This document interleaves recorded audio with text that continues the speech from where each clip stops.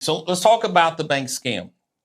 And we got to understand the problem when it comes to the bank scam. So understanding, banks lend money to customers at a higher rate than they pay to depositors or than they borrow. It's also known as arbitrage, right?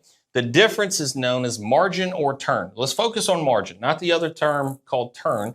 That margin is kept by the bank. That is going to be a key note to understand because there's key components. For example, if a bank pays 1% interest on deposits, which they don't, they may charge 6% interest on loans. Right? So what is that margin there? It's 5%.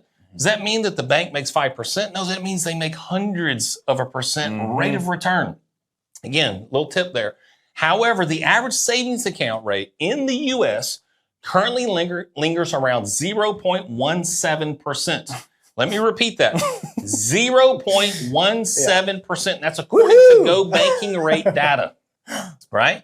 So that's why I said, if they pay 1%. No, they don't. Right. They pay 0.17%. It was a couple months ago. And look, we're victims of it too. You don't know what you don't know.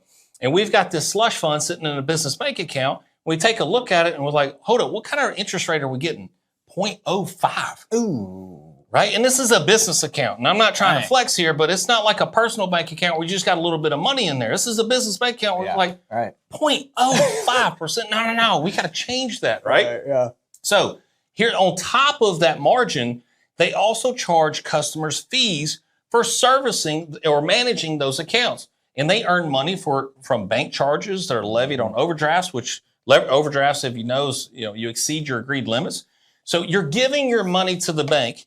They charge you fees to keep it and only give you 0.17% and lend it back to you in the form of loans at a much higher rate.